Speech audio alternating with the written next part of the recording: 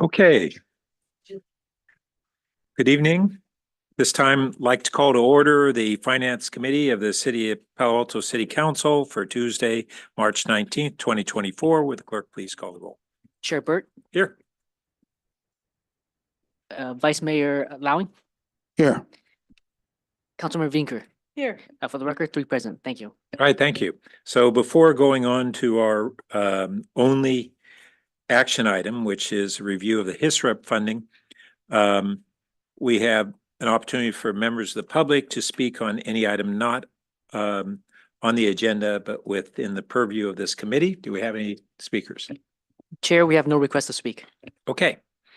In that case, we get to move on to our one action item, which is a review for council referral to the council on recommendations for funding levels of human services resource allocation process, or HISREP, and other grants in the general fund. Kylie? Thank you, Chair. Kylie Noze, Assistant City Manager, and I'm here with Minka, who is our Human Services Manager from Community Services. This item is a continuation ultimately of a referral that we had a discussion on back in December with the prior Finance Committee, and the committee had asked for a deeper dive on the topic. Next slide, please. So you can see on this slide what the council made a referral as part of the FY 2024 adopted budget to consider pegging the HISRAP budget allocations to a benchmark such as a percentage of general fund budget expenditures. As you see in the staff report, this has been explored before, as recently as November 2016. By the Policy and Services Committee, and that plus some budget actions by some former council has resulted in the current process, which is the HISREP grants are increased on an annual basis by the Consumer Price Index. Next slide. So we tried to tee up this item for council's or the committee's consideration with 3 kind of questions. So with the first question being, what services are desired to be enveloped through this funding? So the referral itself talked about HISRAP, but as you all know in the community at large, there's the HISRAP grant process, which is a very specific grant process and has a certain allocation of funding for it. There are other human services contracts, such as senior services with Avenidas, is one example. What's the other one? Child care subsidy you. and landlord tenant mediation Thank you are the Vika. key ones. So yes, those are the kind of the key ones that are other human services contracts, previously actually part of the grant program. And then even beyond that, there are other contracts and support that we have with nonprofit organizations that do support, depending on your definition of human services or general meaningful services to the community. And so the first question is ultimately, when we're talking about allocation of funds, who or what agencies are we looking at being recipients of these funds? Second question is ultimately the referral, which was, what's the appropriate funding level? So depending on how you perceive or calculate or define human services, if we were to do a 1% of the general fund, that could potentially mean anywhere between 800,000 to 2.3 million annually if you took a narrow definition of that HISREP grant process. There's a table in the staff report to provide that information. And then the third question is, and this is in alignment with the most recent nonprofit audit that the city's audit firm, Baker Tilly, did, which talks about ensuring that when the city is providing funds to agencies in the community, to make sure that there are appropriate evaluations for the grantee's performance. So next slide. Ultimately, we're here in response to the committee's or the council's referral to talk about potentially considering some sort of policy for allocation of funds. And we have staff here for questions.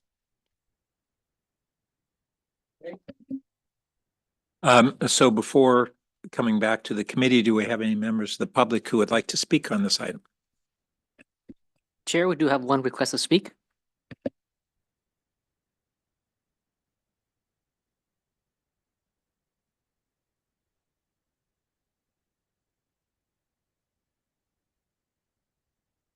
Our first speaker is Yasmina Boyic.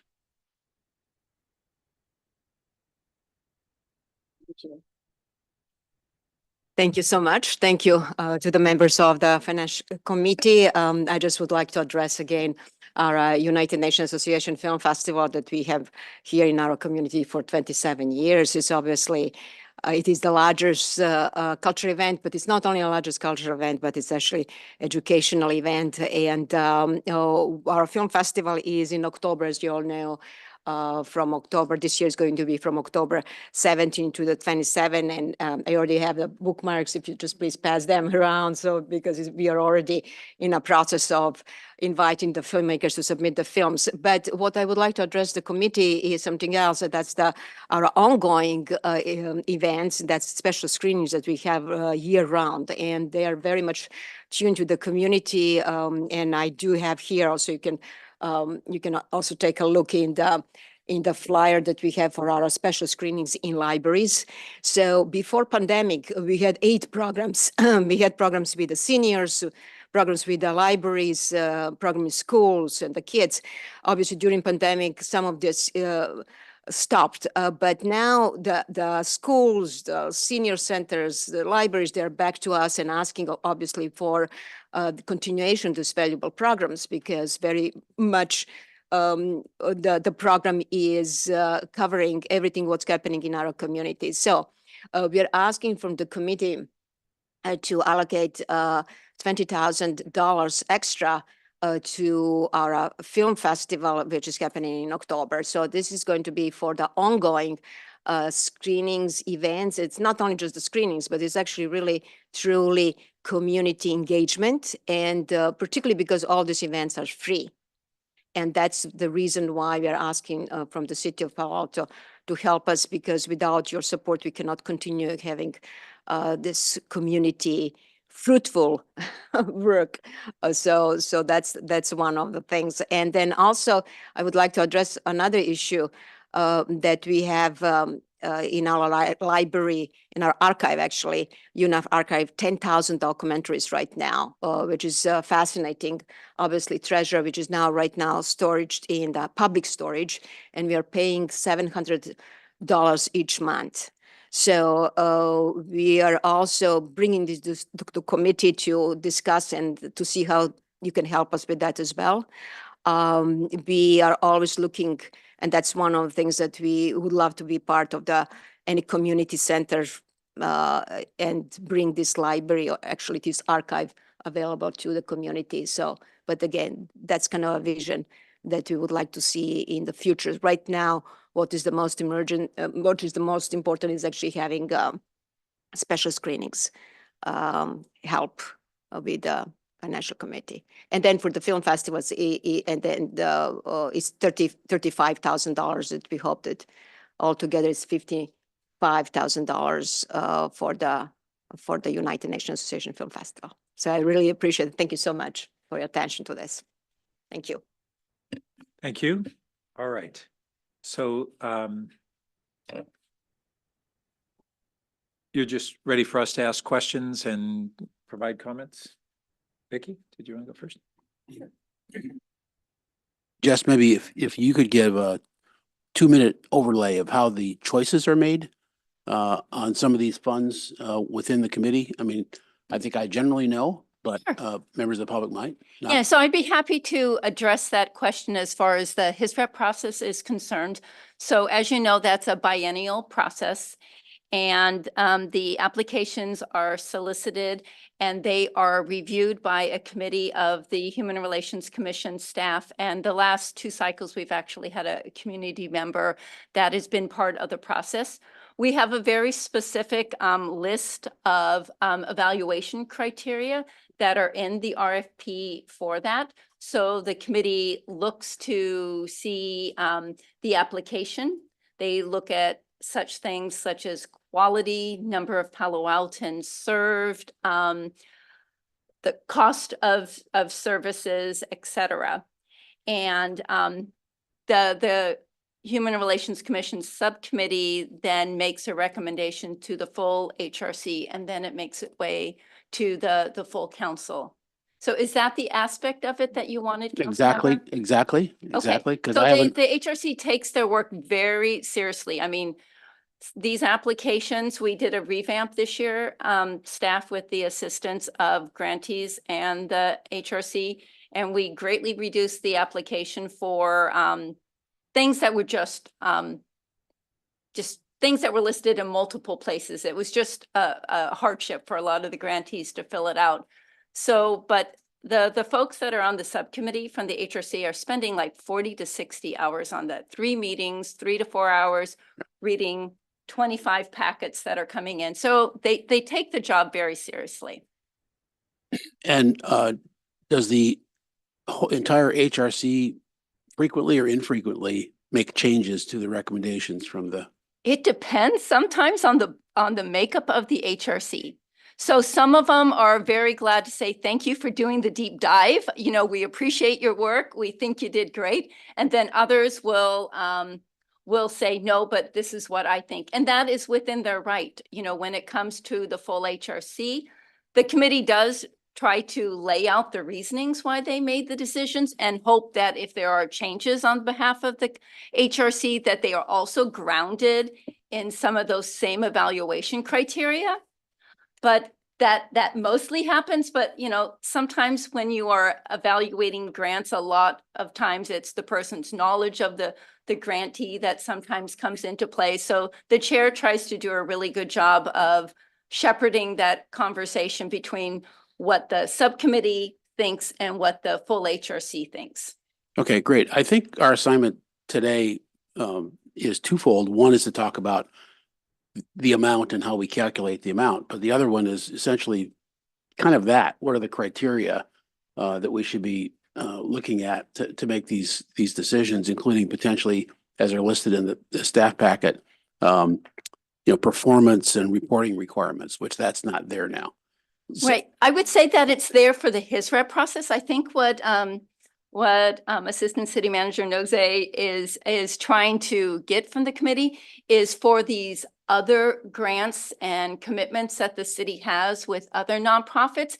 Is there a way that you want to fold them into some kind of process? And are there reporting procedures that you'd like to that? Did I characterize that correctly? I think so. And to just expand on that even further, the original referral was to allocate 1% of the city's general fund to quote unquote his RAP. And that begs the question, what do you consider his RAP? Yeah. Is it just the grant process? Would you include Avenidas and PACCC, the childcare, because those were previously part of his RAP prior to 2016? Even beyond that, would it be as Minka just identified, the other things like the tenant mediation, or we have a number of other direct grant funding, such as Project Sentinel, YCS, Project Safety Net. Would those be considered quote unquote human services, and would that be factored into what that 1% would be? Yeah. And to Minka's point, those other areas don't have the application process as the HISRAP grant process specifically. Right. And several of those other grants are not, and contracts are not those that are managed by my small operation of 2 people, which is human services. So there's like the big human services of what the city is supporting. And then there's the Office of Human Services, which is at this point just doing the HISRAP program and some other key contracts for services, and then a couple grants as established by the council. Yeah, I think you're asking the exact right question for some of the examples there. I have some ideas on other things you might apply, but I don't want to take up all the time if we want to shift around here. All right. Why don't we move around and we'll go second cut. Vicky? Thank you, and I'll take a different tack so that you can come back to that. So first of all, thank you for the staff report. I appreciate you going back to 2001. I appreciate the effort to do apples to apples. Also, appreciate pointing out issues on timing and policy implications, but I'm not going to start there. I'm going to start with the numbers because I have some questions. I want to make sure we understand that, because really that's the crux, I think, of the question before us is, do we want to put more dollars into this, to get up to the 1%? And if so, or some other number of dollars. And like you said, what is the scope of that? So I'm looking at the sort of the summary of what's before us financially that spans packet pages 7 and 8. And it talks about the increased spend that the detailed chart bears out. And it compares it to the base case long-range financial forecast. So my question is, do you have a sense, I doubt you've run the numbers of how it compares? My memory is that there's 2 other LRFF scenarios. Is that right? Yeah, and part of what the art here in the budgeting is, which one's going to be the one, and we've talked about that at council, and I'm sure finance last year before I was on it talked about that. So if you just talk a little bit about ballpark comparisons on that, and also I assume that the base case long-range financial forecast is the most conservative of these? No. No, That's thank you why for I'm the, asking. yeah, thank you for the question, council member. You are correct. In the long-range financial forecast, there were 2 alternative scenarios that were presented aside from the base case.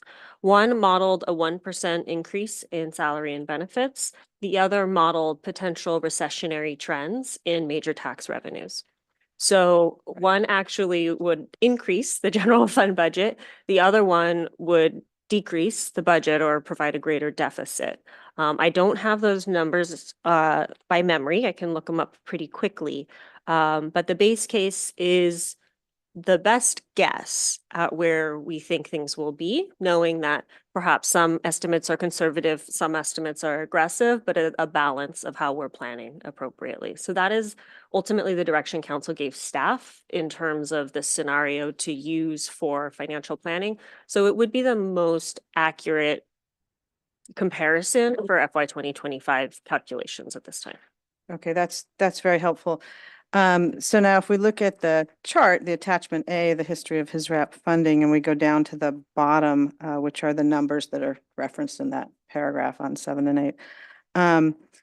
So as I understand it, if we look at the 2 far right columns, that is the percent of the overall budget that's first for just the HISRAP grant process. And then if we put in the other things, the historical Avenidas, PACC, and the mediation services. No?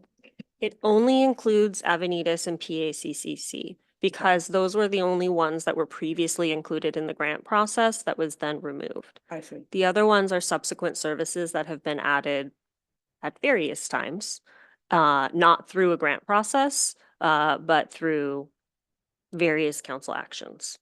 I see. So, because I was curious when Minka mentioned the additional ones, why they weren't Right. here, but that explains. Yeah, so these are just HISRAP on one end and PAC and Avenidas, which were part of HISRAP until around fiscal year 17. Mhm. And they requested to be out of HISRAP. So now they are direct contract for services that I manage. Got it. Okay, thank you. And so, am I right that if we were to take this to 1% of the budget, that for example, for the fiscal year 2025, which is now 0.72%, that's almost a 50% increase, right? And if we compare it to the just the HISRAP, if we take that all the way, it's well, it's a 300% increase. So these are not, small. Sorry. So what I'm trying to say is if we look at 0.31% and you change that to 1.0%, you have to triple it. Right? Roughly. Am I reading this right? Yeah, you're reading that right. Okay. So, and it just depends on to question 1, which is what would you envelop in Yes. And so qualifying expenses? So is that how you get to these numbers in that paragraph that bridges 7? That's where I'm driving. I'm trying to connect the dots here. Correct. Okay.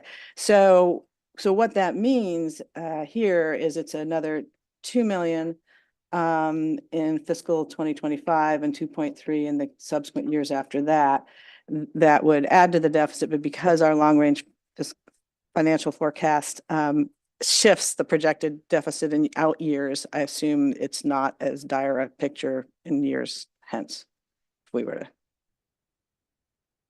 You had me until the out years portion. Well, as I recollect, and I don't have the LRF in front of me, which is part of why I'm struggling with that piece of it. And that's part of why I'm asking, because I know you know it better than I. My memory is that there was projected deficits for a couple of years, 3 years, 4 years, and then it switches away from that. So I'm assuming once we get past those first few years into what I'm calling the out years, because I don't know what exactly they are, that it would shift and it wouldn't be the similar kinds of additional demands. I mean, it wouldn't have that, I shouldn't say that, be the same additional demands, but we wouldn't have this exacerbation of the deficit. It depends on what happens 5 years from now. Right. So we But do, we're talking about long-range her question is under the long-range financial forecast. And, you know, we can also argue that we would have, the forecast goes into surplus mode, as you recall. And we tend to try to forecast modestly conservatively. And so, yes, it does depend on what will happen in the future. Most of the time, it moves in a more positive direction than we were forecast for a variety of reasons. But it's forecast. Yeah, and that's why I was asking the question. I want to know what we were basing it on and also to note that sometimes it's not so bad. But last question, and then I'll hold off. I'll hold my others. We can go back and forth. So in the fiscal resource impact in the staff report, it talks about if we did up the grant monies, that there would be additional staff resources, which, you know, there always would be, and you think, oh, it could be some percentage. I guess I'm, you know, back to my, if it really is a, you know, 300, 500, or even 50% increase, that worries me a little bit as to what the staff resources would be. Do you have any ballpark on that? Because it just says increase and doesn't really give us any kind of quantification of that. depends on the orders of magnitude, to be honest, because Mhm. you've got both volume and then potentially complexity. So if we wanted to do a grant process versus direct allocations, a grant process has more staff resources. If we are then managing these, we're talking about managing ongoing compliance with them. So I would actually probably ask Minka what her thoughts are on that in terms of, but if you think that we have a staff currently supporting about an $800,000 a year grant program that's run every 2 years, and we want to double or triple that, there's some scalability, but there's also that same. Well, I'll note, isn't it that the scaling would be if we had more recipients as opposed to more dollars to the same recipients? Well, it actually depends. As Yeah. Kyla was pointing out, if the number of, let's just use the example, if the number of recipients was accompanied by performance requirements, then again, we've got more grantees that may be subject to that level of oversight or whatever the appropriate term is, in addition to the operation of the grant program itself. Yeah. And if the dollars went up, but the number of recipients didn't go up, it doesn't seem like we're going to have any significant increase in internal staffing needs for that. Same number. Unless the strings attached with the dollars also Right. go up. Right, but Yeah. if it's kind of same approach, but we grant more dollars, same recipients, that wouldn't really result in an increase in internal costs. Can I just make a point that may not be where you're going now, but I just wanted to interject. So if there is a thinking of folding some other programs into the HISRAP process, the issue is HISRAP has a very specific priority of needs, which is a fancy word for the allowable funding categories. And some of these contracts or grants that you have with nonprofits, or I would just say the grants, some of them don't fold into the current HISRAP priority of needs. So we are doing, as mentioned in the staff report, we're doing a human services needs assessment right now with the help of a consultant. And I'm hoping at the end of that process to really see, you know, their assessment of the needs in the community. HISRAP has traditionally been extremely broad in its categories. It's kind of everything in the kitchen sink. And I think the HRC has liked that because they felt it was really like the safety net of the city's commitment for these types of needs. You know, the word back from the consultant may have it look a little different. Now, obviously, the HRC has to buy into that, and staff and, you know, if council and so forth, if it's a dramatic change in the way the city looks at offering grant funding. But some of them, like UNAV, does not fit in with any of the current categories that I can specifically think of. You know, obviously, sometimes you can extrapolate and say, but, you know, there are movies about seniors and HISRAP gives money to seniors. But what I want to say is just nothing, if everything won't fall neatly into HISRAP, and the ability to set up and manage a completely separate grant program, I think that is a consideration of staff impact and where that would fall as well. Because currently Human Services, like I said, has 2 staff members. Yeah, so where I was going was actually a little more quantitative. Just trying to get a sense of, you know, if it's costing us 35, 40 grand now and it goes up twice, I'm not nearly as worried as if it's going to go up to $250,000 because of something. So I was just trying to get a sense of the ballpark as to whether, because we don't have numbers here, and I understand that they're super hard because we've got a lot of different descriptions potentially. What are we talking about?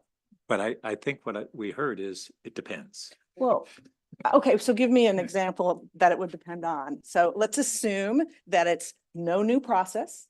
Let's assume it's a reason, like a ramping with dollars go up, that it's roughly the same number of program increases in terms of number of programs.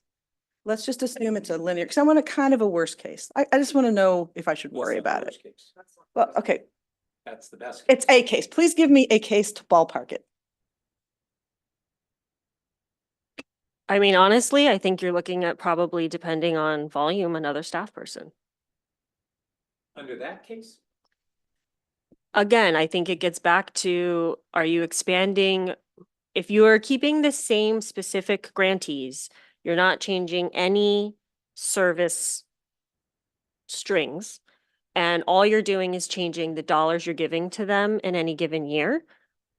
Fine, I don't think there's a major, Scenario. she described. that's not, she said the number of grantees would go up with the money going up in a general That's escalation what I path. heard her say, but So if you're doing that, then I'm assuming, you know, scale wise, things are going to be moving up.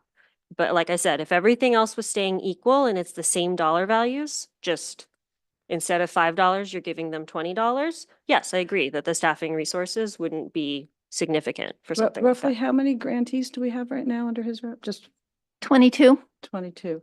So I see. So if there were 22 more programs. So if you doubled that, you'd have 22 more contracts to manage. But if there You'd, were 10 more programs and twice the dollars for the exit, okay. Yeah, I this get it. is- I get it. This is the greatest number of HISRAP grantees that we've had ever. And setting up the 22 contracts, the 22 scopes of services, Yep. payments every quarter, reports to review, site visits to conduct, it takes time. Yeah, okay, thank you. And so I'll wrap up my line of questioning, but it's helpful to hear the discussion because I think it partly plays into what Councilmember Lowing was mentioning about whether we would expand the process and such. So anyway, thank you. Councilmember Vinker, just one thing, we did look up the long-range financial forecast. There are forecasted deficits in the first 5 years of the 10-year forecast. okay. Just a couple things. One, I hadn't recalled it. I guess the Palo Alto Community Childcare was part of his rep until 2026, huh?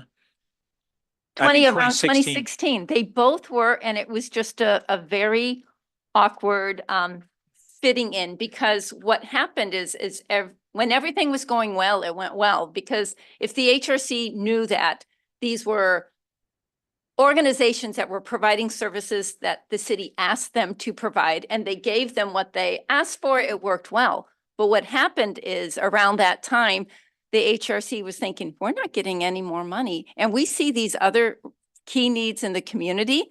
So they took away money from which theoretically or untheoretically was going to go to PAC and Avenidas, and they gave it to what we called the below the line grantees. And that made them really think that really they weren't a good fit. And just I'm sorry to correct something Kylie said earlier, but actually Project Sentinel was in his rep until the early 2000s as well. And it was taken out at one point as well, because they are overseeing the mandatory response program 9.72. Yeah. Okay, and when PAC was in his rep, do you recall how many dollars they were getting? You know, about that time, I can look in it, it's on but they've cycled between, it's like between 4 and 500,000. So it was, at that point together, they were getting 890. So a little more than 4 each. 400,000 each for PAC, and then 400,000 for Avenidas. But that was within his rep? Yes. So the his rep dollars were Yes. much larger? Yes, and those monies were taken out of his rep, and Got then it. they were put into direct contract services. Got it. Okay. And, you know, and that, I'll just say on those partners are the partners that provide senior services Yeah. and childcare services that, you know, are often, depending on the community, critical Right. services that the cities support. Right, and that's why it makes sense to have them direct service providers, because they are providing services on behalf of the community that we've asked them to provide. Right, right.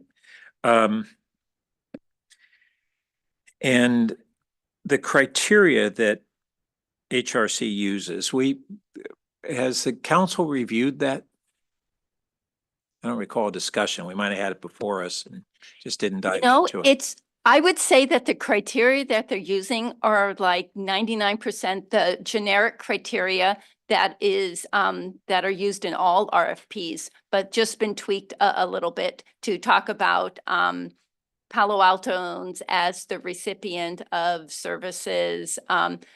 Another evaluation criteria is looking that, you know, the majority of funds for a program is not coming from the city, because what we want to do if the city isn't able to support something or has to reduce funding, that the service itself isn't in jeopardy. So I would say that's kind of a middle answer to what you asked for, but I don't think in my time of managing the program that specifically just the evaluation criteria has gone to council.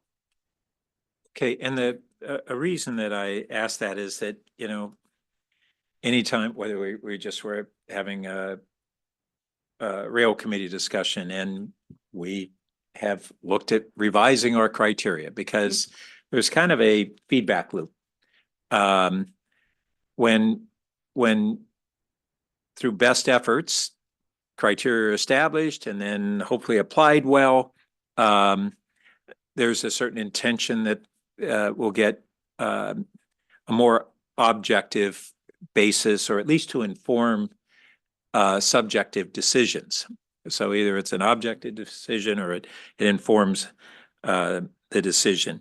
But then there's this feedback loop as you go, well, wait a minute. Somehow the criteria didn't match up with something that we think is important. This last year, for instance, we had Ada's Cafe that got nothing there. And the council said, what are you talking about? And as I kind of dove into it, one of the things that became apparent was that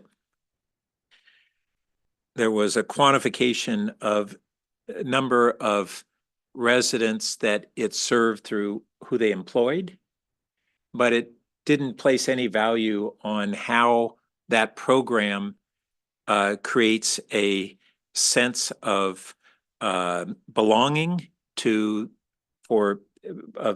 a response, an awareness by the general populace toward the disabled community. And there's no value placed on that.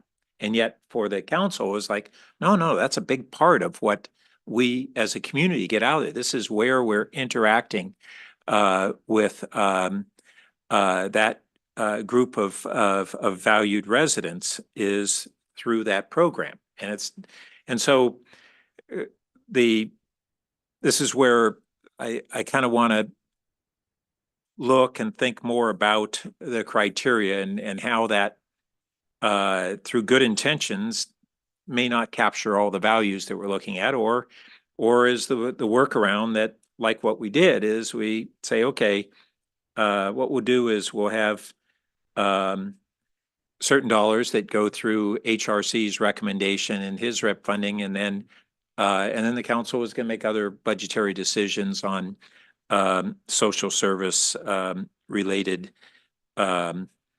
entities, which we do. I mean, we do that now with Avenidas. As I look through that list on the middle of page 7 of those are not they're described as agency providing services through city funding that overlap with human services. Some more so than others. Things like Project Safety Net and Project Sentinel and probably YCS and Life Moves. Those are all real strong ones. Downtown Streets Team, yes, I mean, they really think of themselves as more of a social service organization than as an entity that's providing clean streets as the benefit. And Environmental Volunteers, it's a great organization. It's an environmental service more than a social. And Palo Alto Transportation Management Association, it does benefit our low-income workers, but it's most of all a transportation and parking management and even environmental benefit that we derive from it. So those are just kind of examples that lead me to want to have a better understanding of the criteria that HRC uses, and kind of struggling with how do we reconcile the council role and certain things that we as at a higher level say, these are values that we place on providers in the community. They don't necessarily fit within the HRC criteria, but maybe that's fine and we just address them through these other ways. Ideally, we'd have our own criteria. And then another issue is, when we have recommendations by the UAC or the Planning Commission or the Architectural Review Board, they're recommendations to the council. They often come to the council aligned with staff recommendations, but often having certain differences with staff recommendations. And then the council listens to staff and the advisory body and then makes decisions. In this case, or in the case of public art, we have a couple of anomalies where unless the council really inserts itself, that advisory body kind of feels like they have the final decision-making authority, even though it's technically not the case. And it's an important question that I don't know the answer to, and we haven't been discussing kind of on a reflective way. We've discussed it in a reactive way in recent years, just saying, oh, but we don't like that decision. Well, what do we need to do? Either give them more money so that they have more to distribute and it'll capture some of these other organizations, and or doing a one-off. Yeah, Right. Go ahead, Mika. Right. No, and I think my reaction to that would be multifold. So, and I'm interested and intrigued by, just having there be a greater look at the priority of needs. And if that's a discussion that council wants to have with, Human Services or the HRC, I mean, that's a conversation that could be had. I think what is challenging is the HRC is operating and staff is operating under the guidelines as they are currently set up. What's challenging for us in our relationship, and it's primarily myself and my colleagues' relationship with the nonprofits, is when these one-offs happen. Because then it's sometimes the feeling of, well, that could be folded into his rep, and either there's a choice sometimes by the nonprofit to go to council directly, or sometimes there is a situation in which there's not an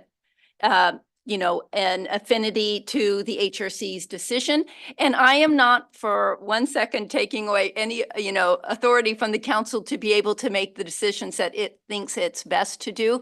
But in managing relationships with nonprofits, I'm afraid that it's like, oh, they got money out of his rep. They're Human Services. Let's us go to council. Let's us go to council. And I think if there's concern about the evaluation criteria, let's have a conversation with that. And then let's encourage, if an organization is providing a service that is within the priority of needs of his rep, to say, we have a process for that, and we'd really encourage you to go through his rep. That would be my desire as staff. While again, saying that obviously you as council members can make the decisions that you feel is the best one at that Well, moment. and that's why I was kind of going through this on a couple angles. One is evaluating the criteria. So with the council really being relatively in the dark on what are the criteria that HRC uses, we don't have any ability to even say within that ideal process of using the HISRAP predominantly, we don't have voice. And Right. And that's kind of anomalous among our advisory bodies. Right. And I would say that is only been through the last 3 to 4 HISRAP cycles, because HISRAP, the HRC always used to come to the finance committee and provide their thinking on it. And then they had the conversation with finance, and then it got in the budget book and went to council. So that Thanks for that reminder. Yeah, so that used to be the way that it's done. And now it's directly, in the budget book after, like I said, the vetting of the Human Relations Commission. So that addresses one of the other things I was wondering about, is that, we haven't had, with many of our boards and commissions, we haven't had the joint meetings that we used to try to schedule.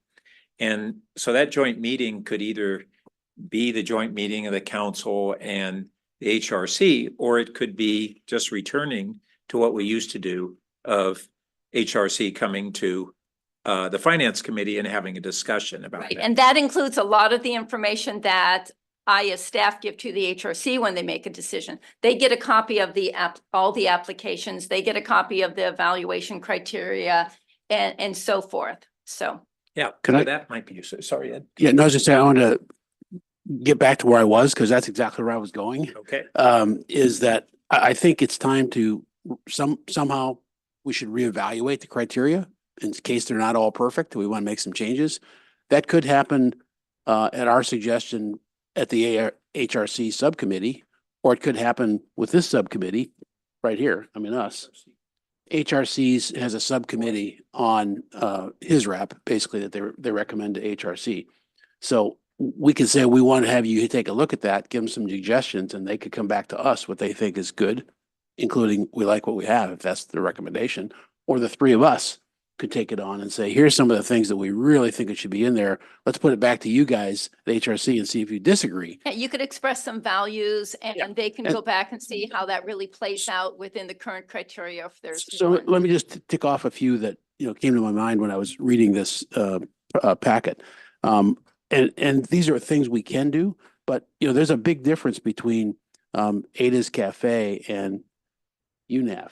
in terms of the recipient, in terms of their various needs, in terms of their work that they do and so on. And right now, I don't know that we're making a huge distinction in that. You know, do we want it to be nonprofits where we're dealing with, you know, homeless and education, or do we want to keep it broad? That's just one of the things. Mhm. Do we want to look at the organization and say, do they have good executives there or management so that we're giving money to somebody who's going to spend it well?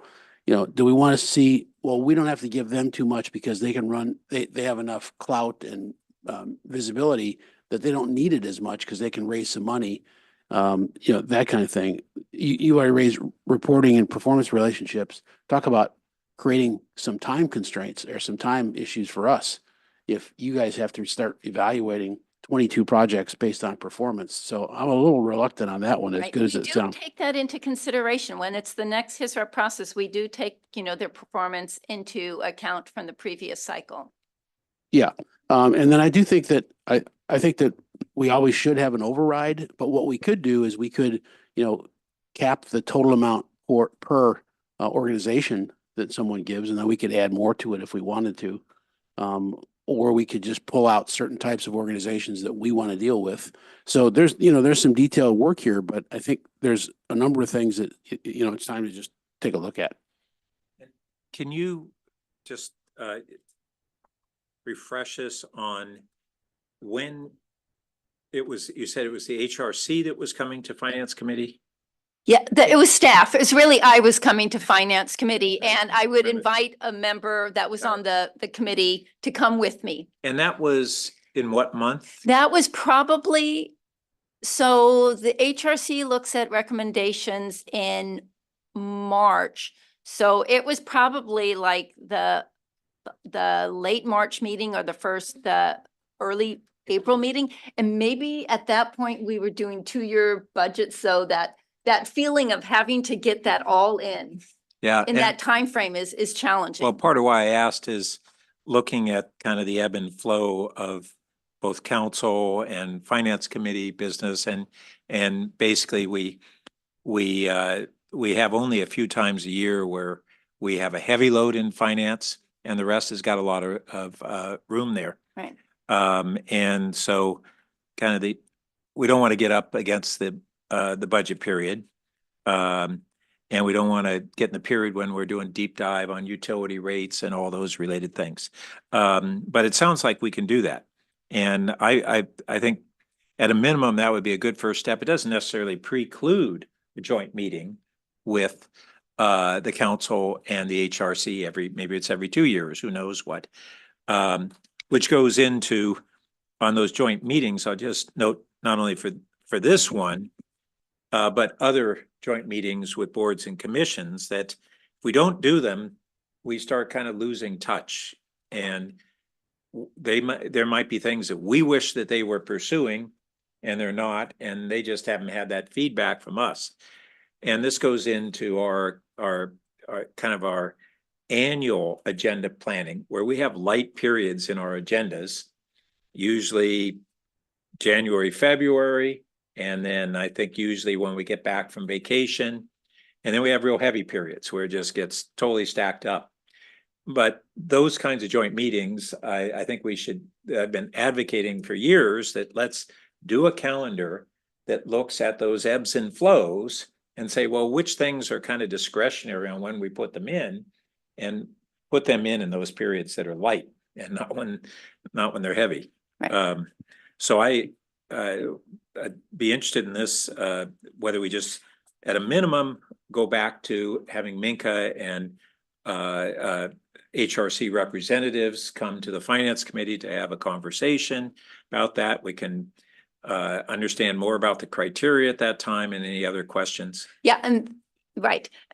Obviously, at that point, the application's already out and applications received, because the HISREP application goes out in December with applications received in January. It's usually around the October time that the HRC is considering the priority of needs. So we hope to hear back from the consultant in that October, November period as well. So Hear back from who? the consultant that's doing the human services needs assessment. Oh, I see. Okay. Yeah. But if we were going to have evaluation of criteria, that means we need to have it done by November of this year. Yes. Yeah. Except I think what I'm hearing from Minka is that this consultant is going to result in kind of a one-time rethinking of things. Yeah. It's not going to be blindly following whatever the consultant recommends, but it's going to cause a kind of reflection. And Right. yeah, The HRC is already thinking if it needs to have a half day or a full day retreat just to hear the results of the consultant and to ponder them. There's also in the consultant contract a presentation to council, so, good. or a council committee. So, I mean, that timing for that, that's going to be really tricky. I mean, we could push to sending out the HISREP application like January 1st. But we always want to give people a generous amount of time to Right. respond. I think that's really important because ultimately, like our other boards and commissions, they're advisory to the council. And we want to make sure that there's an understanding that we want to have an ability to have a feedback loop. Correct. But I would say that the evaluation criteria, as I said, I think these are mostly staff driven and they're mostly taken off from a lot of the same type of ways in which our purchasing operation instructs us to look at any RFP, just with maybe some of the language tweaked to think about nonprofit. So But they're so value-based decisions. I mean, when we look at all of these different human service nonprofit providers, and so many are doing really important work, filling gaps that exist in the community. There's a lot of value-based decision-making there. And I hear and I you. don't object to that. I think ultimately it is a lot of value-based. I would say that if you talk to some of the members of the HRC, there is an appreciation for some of this kind of evaluation criteria, because we could take every organization and say, I love Dreamcatchers because, I love YCS because, and then they're making this decision because they know someone who works there, their child was a participant. So having that ability to appreciate that, but then go back to evaluation criteria that says, yeah, but you know, what is your organization's administrative structure? You know, are you able to have a really good plan in place to measure your goals and objectives, looking back at the work that, you know, we've always been doing, but that an auditor said was best practices. So Well, there's a and happy medium yes, there. but I will note that there's not always a good correlation between the value of a service provided and these small nonprofits and their organizational structure and ability to provide that sort of information. No, and that's why we really changed the HISREP application, because we heard and we knew that small nonprofits were not applying because the process itself was a barrier. So we greatly simplified the process in acknowledgement of that. So I'll just say that as we go through this kind of higher level of saying, yeah, when we look at those providers that we do fund and say, wow, they're all doing great stuff. And then many that we don't fund and say, yeah, they're doing good stuff too. We wish we could help them. It's in a context of these are entities that are providing extremely valuable services to the community and doing so generally at a fraction of the cost of if we provide it as a city. And that the dollars that we provide, they're often able to leverage. They're not just important dollars to them, but then they can take those dollars, say, look, the city committed this much, and then they go to their donor base or whatever and leverage that. And so just that goes into this higher level question that's really the primary one before us is, you know, what do we want to recommend in terms of the funding level? Before we get there, can I chime in on this whole Yeah, conversation? I'm not trying to Okay. go to that conclusion. Okay. I'm just Well, before you do. frame it. And I just want us to kind of take that step back and remind ourselves that we're not just in the weeds of how we should decide who gets what and the criteria.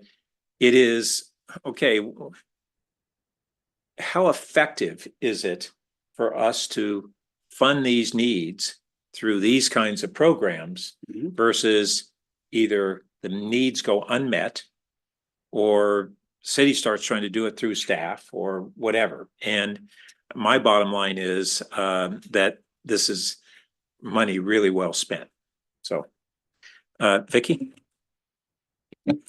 Yeah, I just wanted to say that I'm glad to hear that through this needs assessment, there's kind of a natural entree to take a look at the criteria. Because I just wanted to be a quick +1 that when I went through and read these recipients that Pat was describing, and I had some of the same questions, not necessarily saying it's, out of order, but it felt like some were anomalous, and I thought there's probably good reason there, but I don't know. And I was curious what those, what the criteria were. So I'm just a +1 to doing that, and I'm glad there's sort of a cycle where it feels like a natural fit. And it's funny, just on the last point you happened to mention about leveraging the city's dollars. I kind of had it in the reverse way with the nonprofit I run, where they asked, well, what's the city putting in? I'm like, and it hurt. So I think that you're absolutely right. It's something that helps. Yeah, we hear from a lot of nonprofits that's being able to go to other funders and say they have funding for the city adds a lot of legitimacy to the work that they do. I'll give an example. Magical Bridge Playground, which has not only provided playgrounds here, but has now become a national and even international kind of movement in that direction. When they were trying to get off the ground, we as a city said, well, we can give you the land at Mitchell. And they were very appreciative of that, but they said, we really need a seed investment. And it was actually in a period during the Great Recession, where we were in a tight city budget. They made the argument, if we can get a city investment, we really think we can then leverage it and go from there. So I think we contributed maybe $2,000 to their initial fund. It was for a capital investment, but nevertheless that. And that led to them getting huge amounts of philanthropic dollars and county dollars and leveraging it in an amazing way. And now that was a capital investment, and it's a little different in terms of that. But it's a good example of how impactful city dollars can be if an organization is really leveraging them. Pat, you did say that this is money well spent, and it is.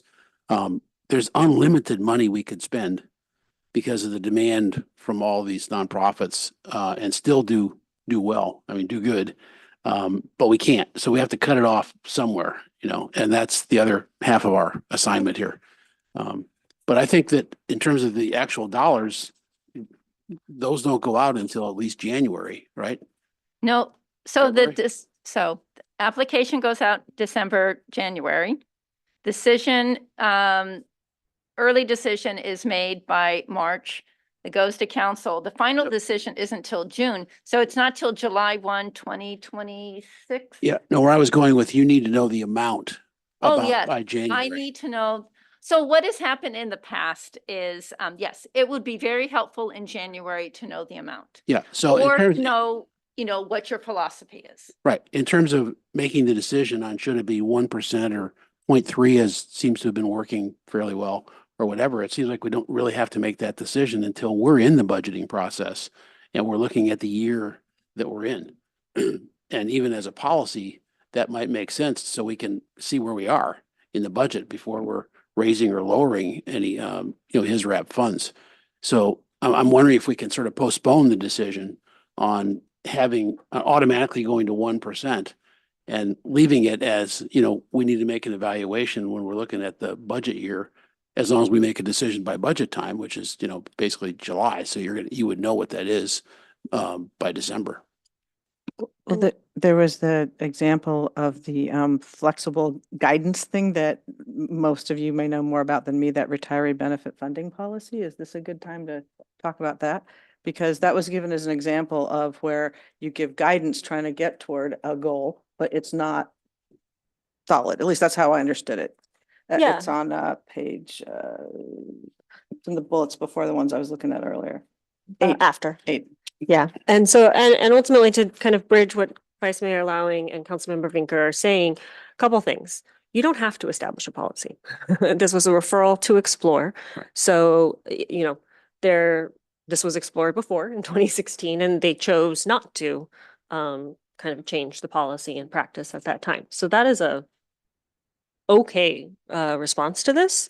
In terms of alternatives, you know, any finance person is going to tell you specifically earmarking percentages of your general fund to a specific use is a very limiting policy.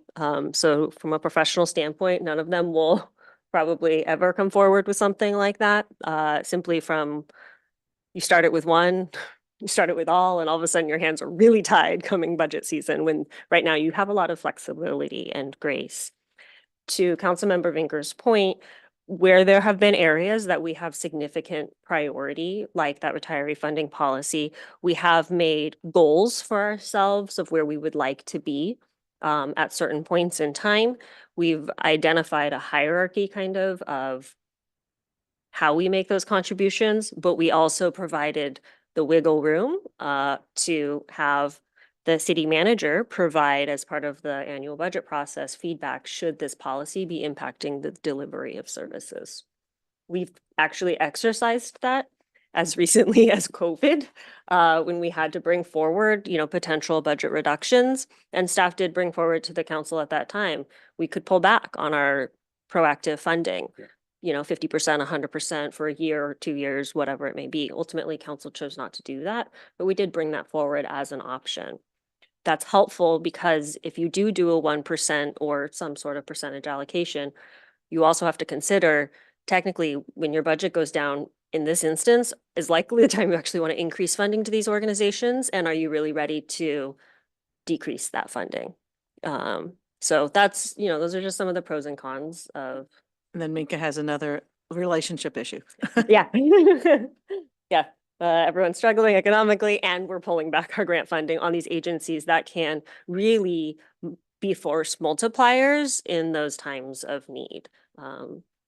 So things for consideration. Yeah. So as far as kind of the slippery slope argument on budgeting, this is whether we might go up to 1%. I'm not very worried about that. You know, we already have certain kind of budget formulas. Our Section 115 pension is an example where we say we're going to do a certain amount minimum each year. But this is it's a small enough portion of our total budget, and given that we're not talking about a whole bunch of other areas that we have that formulaic approach, I'm not concerned about that. When I did look at the chart on page 10, I guess attachment A, I was really glad that we went back all the way to 2001, and lo and behold, when we included, in this case, Avenidas and PAC, we were at over 1% up until 2006. And now, including them, we're at 0.72%. Although I'm still not quite sure that's apples to apples, because then we have other kind of one-offs that we've done. We always had some one-offs, but I can't see that comparison. So I don't really know what's happened there. Right. And thank you for that, Chair. That's actually something definitely, it gets back to the first question, which is what would we characterize as part of it?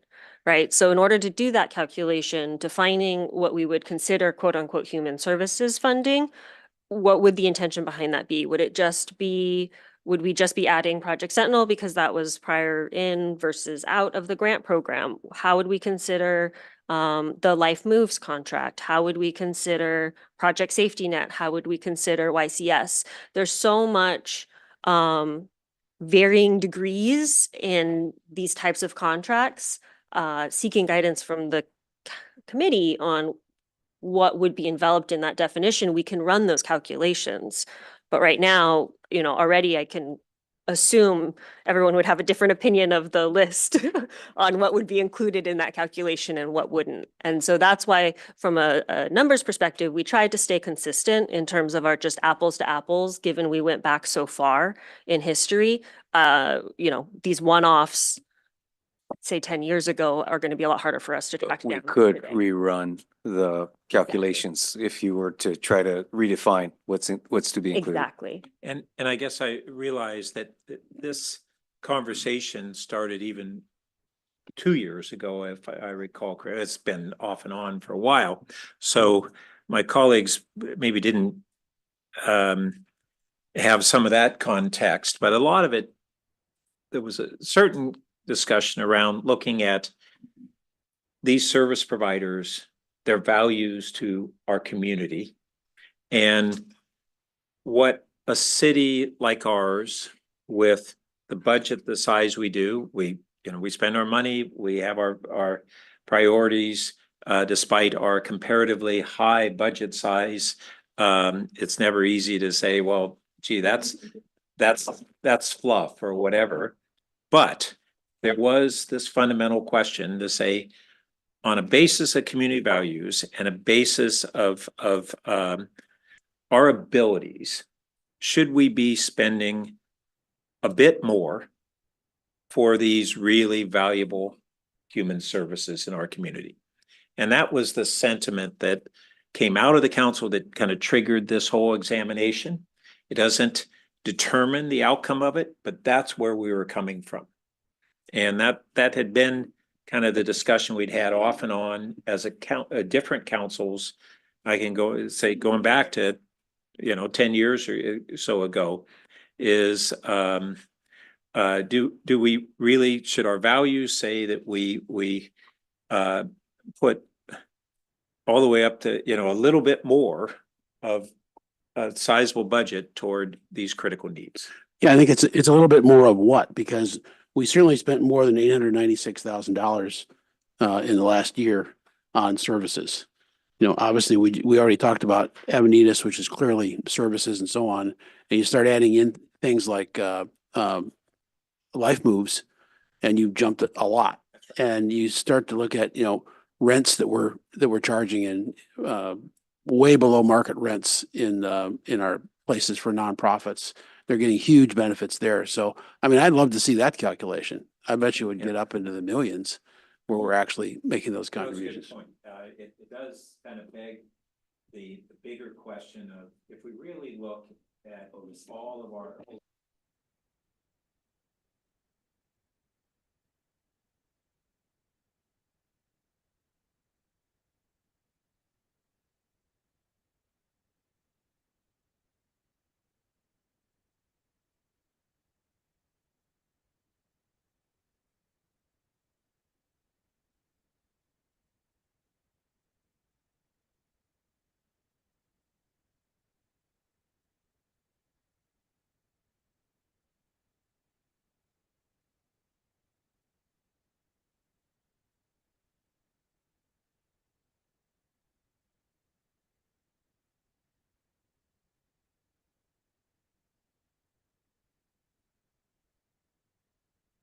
sorry.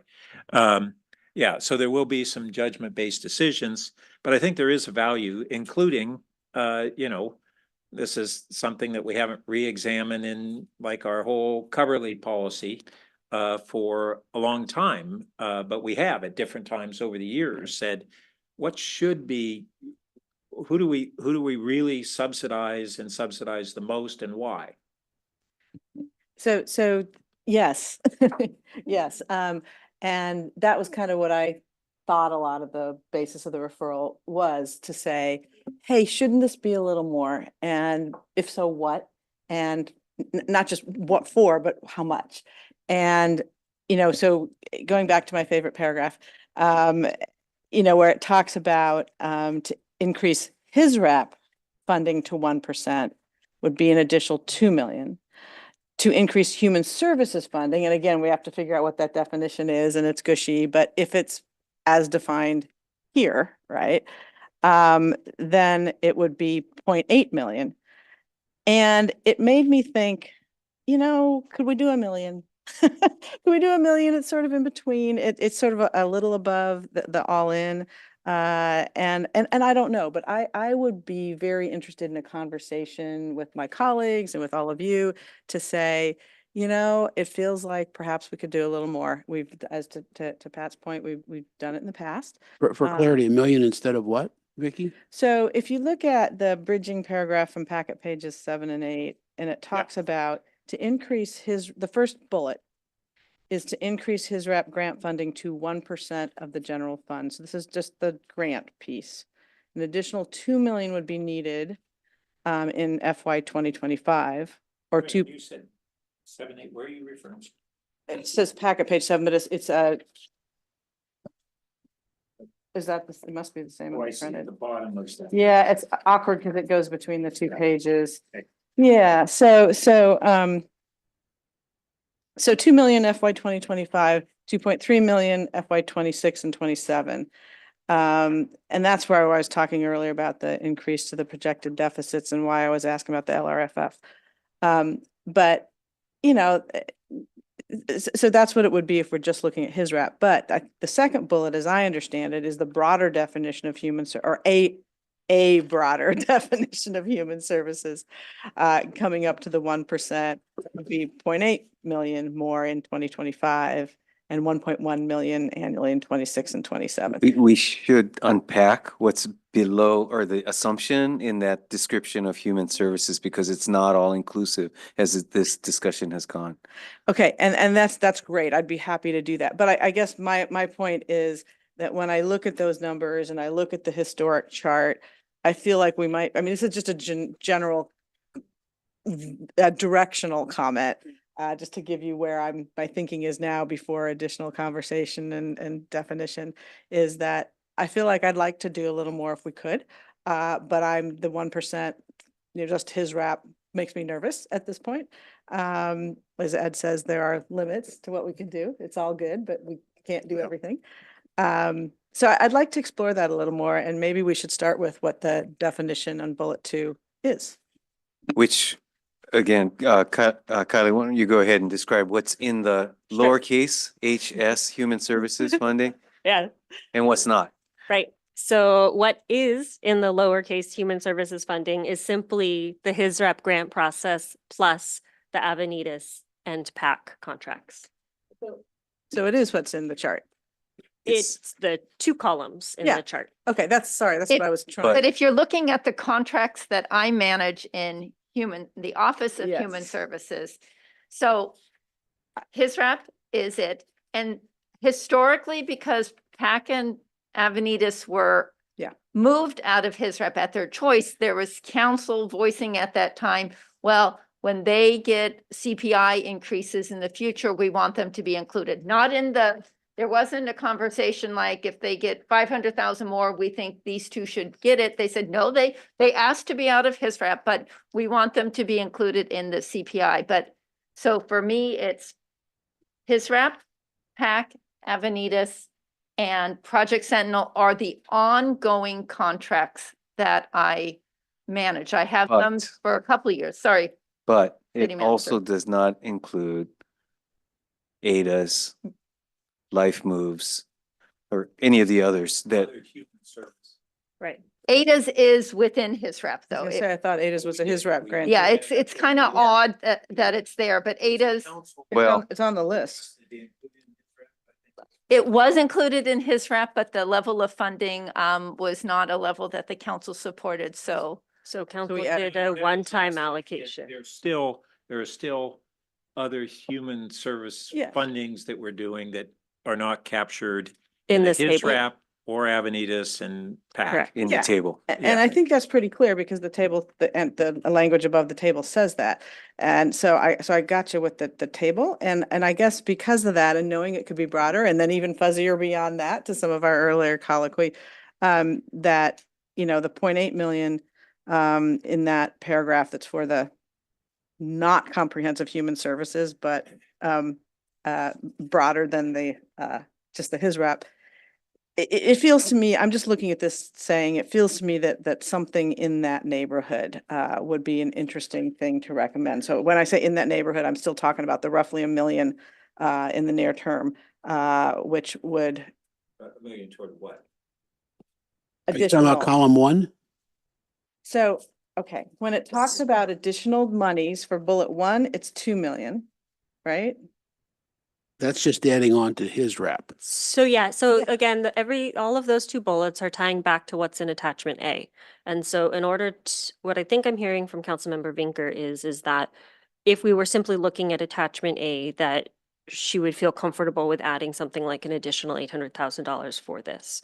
Where I think for these types of purposes, where I think the rub is happening in all of our broader dialogue is what staff needs help understanding is how do we want to define human services? As an example, Life Moves Alone, when that opens, is going to be receiving $1 million a year from us. Do you count that as a human service? Because if you do, Yeah. you're easily at 1% Absolutely. already. Yeah. So that would Absolutely. mean $0 need to be added.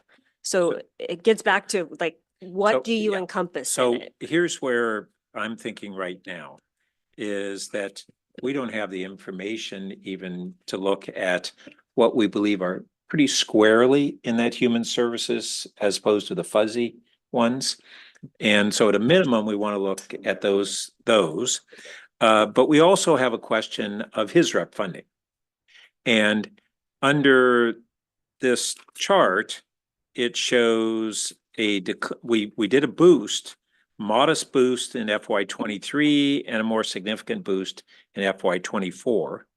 And then it shows a modest decline in 25 and a significant decline in 26. And I think the council had expressed an intention of what we added. We didn't make it binding for future budgets, but that increase that we did in his RAP funding in 24, that was something that was an indication where we wanted to be at a minimum going forward. And so I think what we have a more immediate issue is giving guidance on his REP funding alone in this coming fiscal year and beyond. And my feeling is I'd want to take the 24 and have a CPI above that. And that's not increasing it effectively above the 24 level, but it's retaining that boost that we did. And the council could, pardon me? That's current policy. So current policy has that sunsetting after 2 years. It was a one-time influx of funding to his rep to No, count. I don't think that's how I would characterize it. That's what was Just a adopted in the second, just a budget. second. I would characterize it that we made a decision to continue it that far. We didn't make a decision on not continuing it beyond that. From a budget perspective, it was put in as a 2-year proposal. Of course, it is the council's discretion every time. If you want to continue it beyond that, then that's fine. But the Absolutely. implication that the council had decided it was only for 2 years, I do not agree with. It was that they decided to do it for 2 years and left undecided beyond that. You can talk about it from a budgetary standpoint, how you budget for it, but from a policy standpoint, I believe I'm characterizing it correctly. When does Life Moves kick in? When they open. So I'm not quite sure when. A year, 2 years. Let's go with. So There's that also the- not, so then was that not talking in about- this? It's not in the Right. table, correct? Okay. Right. So That's that- probably the biggest single allocation that's not on the table. Yeah, because that, it's hard if we're looking at, being asked to say how much should it grow and. Okay, all right, thank you. Well, and with the business tax, when we had described 1/3 of that toward affordable housing, we had said it's not yet defined how much that would be to new capital projects and to operations. And I think we had briefly discussed on kind of tentatively on, I don't know if it was tentative. We certainly said in the last year or so, is the ongoing life moves something that we think we would allocate a portion of that housing for or not? And I don't think we really came to a decision point, but it's certainly something that could be a Well, policy decision. Exactly. As I recall, the decision point, it was really when confronted with the need to commit to life moves that we saw the business tax as providing resources that could be used for that purpose and, making us all comfortable with making that commitment. But it is an interesting point that, if we look at FY 2027 and it's almost 2 million there and 1% is 3 million, that the life moves gets us there. So I know there's different ways to do the budget, but if we're thinking about, from a policy perspective, how do we want to show up? Many people say budget is a statement of values. So if we're trying to say that we value this type of thing at the 1% level, earmarking, saving room for that and having that get us to that 1%, I mean, that's a pretty darn good way, I would think. In fact, so along those lines, if we were to come back there, it's striking me that there may be something of a simply reframing the question. If the question is, what is the city or how much is the city funding human services? And again, I think recognizing there is gray area around that, we could come back with, let's include the ones that appear to be clearly somewhat aligned with the HISRAP program, but not necessarily, again, within, then you can have that figure to use as a baseline for the further discussion of, is that the right number, more or less? I think Pat's suggesting for the time being, given we don't know if we would make any other decisions, then we should do the CPI on the 24 number in terms of guidance for the current HISRAP program. And, for this meeting in March, I'm good with that. Isn't that super tiny compared to what we're being asked about? Yeah. I mean, it's 4% instead of 4. Yeah, Well, we haven't done can't the go edit. beyond that, No, but we're as 4 to of right 500 now, is a huge double, 100x difference. yeah, but as of right now, we have the budgeting process assuming a decline. And unless we give guidance otherwise, that's going to go into this year's budget. Yeah, no, I agree with that. I just think that our question goes beyond that. I thought that what was before us was much bigger directional We guidance. do have Okay. a higher question. That's correct. So both things are true. What I was trying to segment is if we can't make the bigger decision now because we want to have this better context of total human services, do we at least put some guardrails in place on what our intention is on HISRAP alone? And I just want to make sure the committee understands that reduction that you're talking about doesn't happen until 2026. So it's not your FY 2025 budget for that fiscal year will have that $896,000 number. I have to see what that one-time reduction is, why Oh, it goes from I don't 96 follow. to So it says- 861. I can tell you. Minka knows. Minka, why does it go? So what happened is for, so there was the 200,000 that was added for, fiscal year 24 and 25, but there was 50,000 added for that covered fiscal year, 23 and 24, and I think I'm misstating it, but there was a 2-year addition but they overlapped each other by a year. So there is actually a reduction of 50,000 that expires at the end of fiscal 2024 that doesn't carry over to fiscal year 25, and that's that $50,000 reduction. Well, that's easy for us to fix in the budget, $50,000. Yeah. Yeah, and that we, at a minimum, want to take what we had said is the funding level and add the CPI. We may want to go beyond that, but to make sure that we give at least that guidance that we don't want to roll back. Yeah, we don't even have to take a motion today on that. We just can do that in the budget context. But staff works on the budget. It's better if they've got a sense of, Well, sure, if you want that, direction. that's fine for the forecasting. I think that's fine. well, for their internal, what I'm talking about is they work on their proposal. Yeah. If we don't give that guidance, Yeah. then we are struggling with all these things after the budget proposal comes forward. So it's better to give as much input as possible beforehand. So from a process standpoint, if this committee wants to at least assure that we have a CPI adder on top of that increase that we had done the last year, what do we need to do to? Yeah, I think, well, as a practical matter, staff can take that advice and run with it, but if it's helpful to have clarity on the record, then a motion would be fine. I guess the only thing for me in terms of staff taking the direction versus a motion on the record is technically, I think the committee would be making a recommendation To to the council council, to yeah. do that, which then means I have to take that as a consent So, item. yeah, if you're good with the input and it can still come, the council ultimately could reject the finance committee's recommendation after it goes through budget. But if you're good with the input, I think we're good too. We just streamlined government. Thank you. That's right. Yes. Yeah, thank you. That's a rare day in history, isn't it, Ed? Okay, so then on the broader issue, let's talk about kind of time frame and what we want to do on looking at that bigger human services funding questions.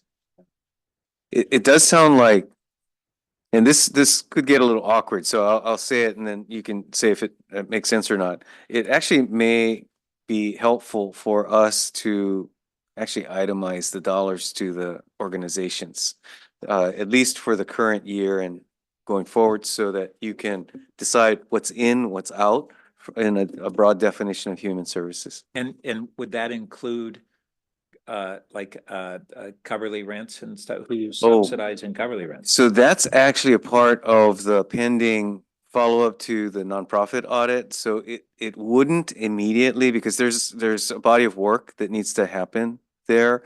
So what I was suggesting is the itemizing the organizations that are listed in that paragraph on page 7 that are outside of his wrap, but that arguably include some human service related services. And I'd recommend dropping a couple that are more tangentially related to human services, but are primarily something else, like POTMA, and environmental volunteers, my understanding. I mean, I love these groups, and I want to continue funding them. I just don't think they're predominantly human services. Yeah, if the committee agrees with that, then we can And it come might back be with the title. UNAF as well. Is UNAF as, an educational on diversity, it is environmental educational, and it's essentially special events, it's cultural. What about environmental volunteers? That's why I said to leave them out. I think the primary issue, I would say, again, this is from a staff perspective that's raised by, in particular, UNAF, because there is a pending request for funding, is whether there's any criteria associated with that decision. Yeah, this goes to even on something like Third Thursday, as we have said, we want to invest more in special events. We think the community really treasures and values that as one of the most important things that they feel like it's like their libraries. They go, this is what I really get of quality out of Palo Alto. And it's, yeah. So it could be a separate funding category, maybe even a grant program around special events. We have very small scale, the Know Your Neighbor grant, and to varying degrees, some perhaps others that are related. Yeah. Again, starting a whole new program is a body of work. I don't want to scare Well, it's Director O'Kane or Ms. but we're Vandersloot. already kind of doing it. We've been trying to shoehorn them into, well, Third Thursday, we'll call it economic development, but it's more special events than economic. It has an economic development value, but Right. it's probably more special events. Right. It's to benefit the community more than to benefit the businesses, although both happen. Yep. Similarly, true. UNAP. Yep. So why don't you give that some Okay. thought? I kind of think it's better than trying for us to try and shoehorn something in where it doesn't quite fit. It fits in terms of we're saying, well, for a variety of reasons, we value it and we want to Want to fund it, yes. and then it goes, well, where do we put it? It doesn't have a right category, and therefore we're going to reject it because it's outside of our existing categories. So let's create a new Yeah. category. So Okay. can I then take this conversation and just broaden it a little bit, since there are two other requests that are also on the table? So as we think about other categories, we just talked about special events. We also have requests from Magical Bridge for $150,000 annually to support adaptive programming. And I think it was just a week or two ago, Ability Path came forward at council and asked for $250,000 to support their work in one of the public comments. So there isn't a process for these kinds of requests to come through. And so that is a point of tension. If we want to have a fair and open and, kind of just Opportunity. public. Well, for these, public for these opportunity. one-offs, it also argues that we should have a separate fund or a percentage of his wrap that's kept in reserve or something like that, so that we can have a chance to address it. Otherwise, we have to say, come back next year. I think the hard part is some of these dollar amounts they're asking for are probably funding for his rep agencies. If you look at the, Yeah, his rep agree. agencies are 30 to 50. I Well, agree. and that's asked, but remember, all those various agencies, many of them ask for more than they get too. Certainly. Yeah. yeah, or But- that's why I but said, it's bef- still a valid question. that's why I said before that there may be a limit above which it never goes to his wrap, that we have to take those up from a council fund, where we can opine on $200,000 requests that just sort of come up. But those two are not going to be, they're not going to stop. And once we do a Not gonna be the couple of them, last, there's going to for be sure. 10 more there. Right. So we have to have a limit on what we're going to do. It's called the budget, right? Sure, and ultimately, though, you want to consider how you would choose to fund those, right? What the So, criteria is. Mm-hmm. which then So- I'm hearing a new process. I have an ignorant question. Not that makes this one different. Why can't those go through his rep? Is it just a speed thing? Well, his rep is only every 2 years. So it is a speed. So thing. it is a speed thing. I would But- also argue, like the council member said, I mean, I I think our his rep grant is now $90,000, but that level of volume isn't currently happening, but part of that might be just because his rep doesn't have the funding to be able to set aside that much just for one organization. And another thing that we aren't quite clear on is those great programs, how would they align with the criteria? Exactly. And they might align Exactly. fine, and there's just not enough dollars. But that's the other Yeah. component that we've been kind of in the dark on. And it goes into kind of a more comprehensive look at it. Right, on this criteria and making some evaluations of that, what if we did what, did I interrupt you? No, go ahead. It's, I'm sorry. What if we did a homework assignment? And the three of us thought about what are possible criteria changes that we might want to either decide we want to do or hand over to HRC. As just a way of getting it started. In our next meeting, we can just compare the lists.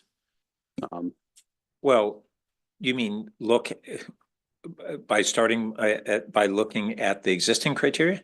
That's the starting point, yeah. Yeah. Well, I guess I'd put it slightly differently. In advance of the next time we meet on this, we'd want to get the criteria far enough in advance that we could really think about it and. The current criteria?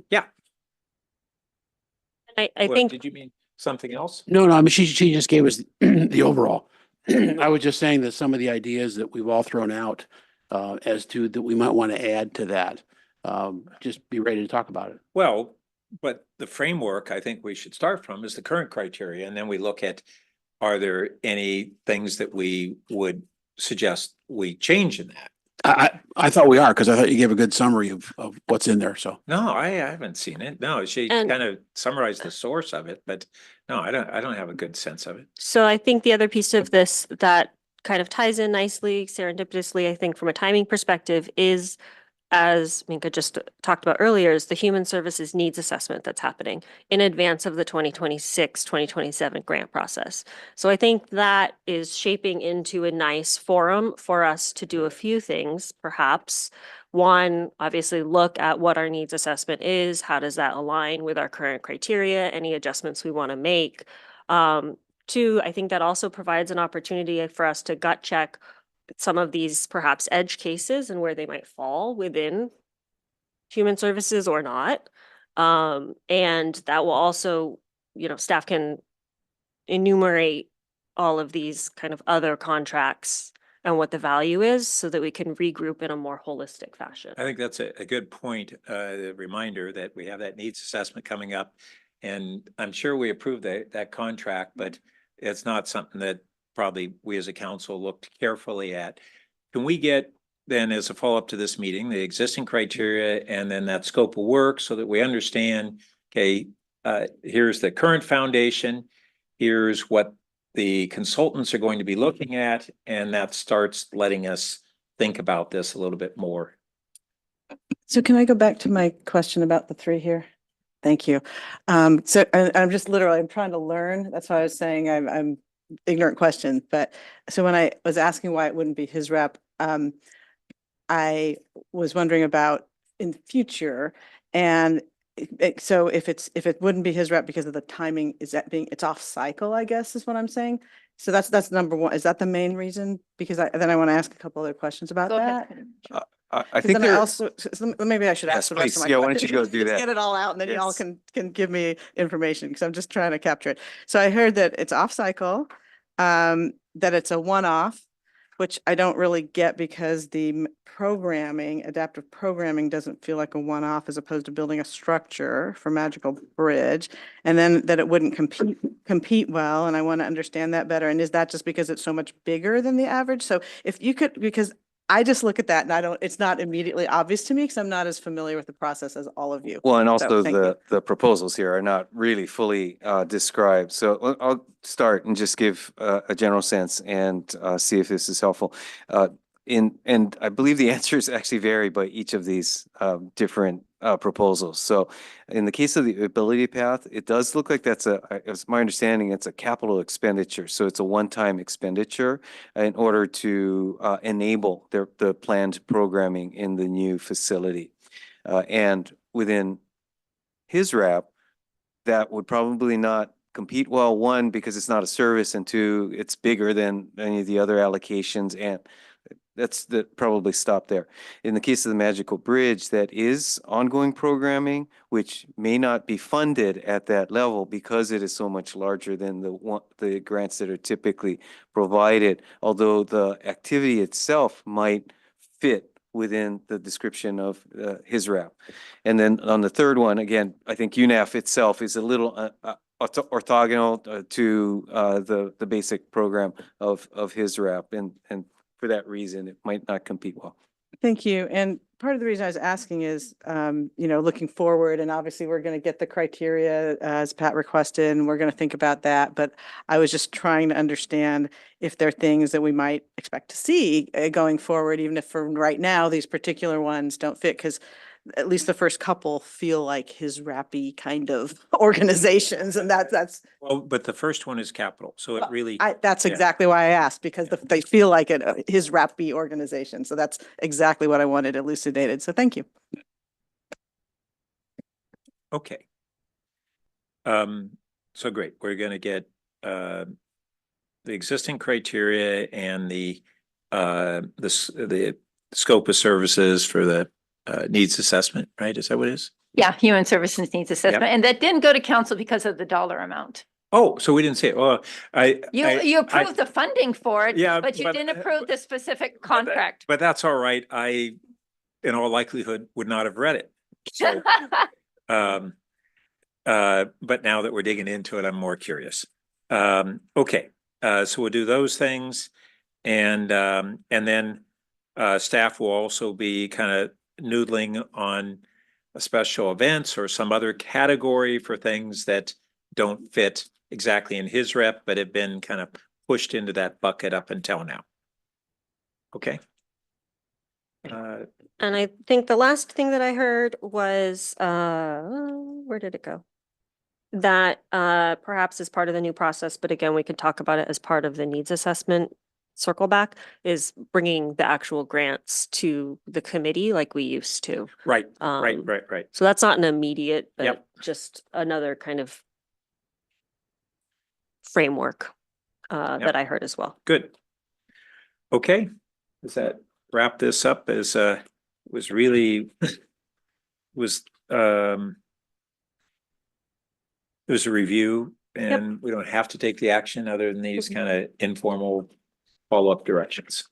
And just to set expectations with the committee, of course, staff will do our best to move things quickly, but given the guidance that the committee has articulated a desire for in terms of the budget process, meaning funding levels for FY 25, 26, et cetera, I'm not sure it's critical we bring the rest of these items back in the spring timeframe, but perhaps things that we can revisit come August when we return, Mhm. or whenever the Yep. In a light needs period. assessment. Yeah, pretty much. Can you tell I'm trying to stage the work? Yep. So just want to set expectations from that perspective, both for the committee as well as staff. I think it'll fit nicer. Great. Yep. Okay. And upcoming agendas? Yes, so we do have a meeting on April 1st and let me make sure I get this right, 16th, I believe. And of course, I didn't get it right. We have a meeting on April 2nd and April 16th. April 2nd, we're looking at PATMA. And then April 16th would be our second meeting, and it is going to be an entire night of rates. Sorry, the second meeting is entirely. Rates, all the utility and public works rates. 17th? 16th, I may- second and 16th, the first and third Tuesday. I may be in DC, but we'll see. Got it. Okay. The one agenda item is Patma. And how broadly is that PATMA discussion going to go? I think this is effectively its annual report, but also opportunity for the committee to discuss where their funding goes, their plans going forward. I'll just note that there's an opportunity for both staff and PATMA to think about including in that discussion, they've been utilizing the surplus Caltrain passes, which I don't know that the supply will stay the same as it's been. But at VTA, we've been having discussions. I've been really driving this toward greater access of VTA smart passes for certainly all of the affordable housing projects that are developed on VTA land. But then more broadly, looking at how do we at Caltrain and VTA, as we're trying to drive ridership, and has everyone seen the Caltrain City Partnership program on inducing ridership? We've talked about it, but I haven't seen it. Okay, I really encourage you to do so. It's to a great degree framed around Palo Alto's initiatives over 2 decades, which were set up initially to reduce our traffic, reduce our parking, and reduce environmental impacts. And we basically had to look at other cities up and down the corridor to give examples from them so it wouldn't look like it was the Palo Alto plan. But we're clearly leaders in that. And now the cities on the corridor, that the transit agencies now have surplus capacity and badly want to have riders. And cities want to get people back in their downtowns, and employers want to get people back in the offices. And those passes now are incentives to do so. We have 2 of our folks in our clerk's office who said that was a key part. They're accepting positions. And so it's catching on that TMAs working with the transit agencies are a real future direction. And up until now, PATMA has been thinking about, well, we go to employers. We haven't talked about going to residents. We ended up finding it was the low-income service employees who had the greatest need. But we go to the workplace as opposed to go to our affordable housing providers. And I really think that, so we look at reduced parking and needs of those affordable housing residents, that transit passes through something like PATMA are really part of the way we should be thinking in the future. So I say all that to hope that we'll include that, be prepared to include that sort of discussion when we look at PATMA. And then lastly, I think that the expanding to potentially to the Stanford Shopping Center with a lot of service workers there, they haven't really bit at it until now. But I think that's another major need. And remember, when people take transit pass, it frees up that parking space for customers. And it's I think there's enlightened self-interest for businesses to really embrace this more. So I say all that because I've been thinking a lot about how do we over time expand this and what are the right directions we should go without it necessarily being a big hit on the city budget at the same time. It's partnering with other agencies, partnering with the private sector. What was originally the vision of PATMA, and then the chamber never, and the businesses never came through, and the city came through with dollars from raising our downtown parking rates. So so maybe there are opportunities to actually have it be that partnership that it was originally envisioned to be and expand it that way. So I just want to be prepared to have a maybe a deeper discussion than was anticipated. Okay, thank you. Let's adjourn.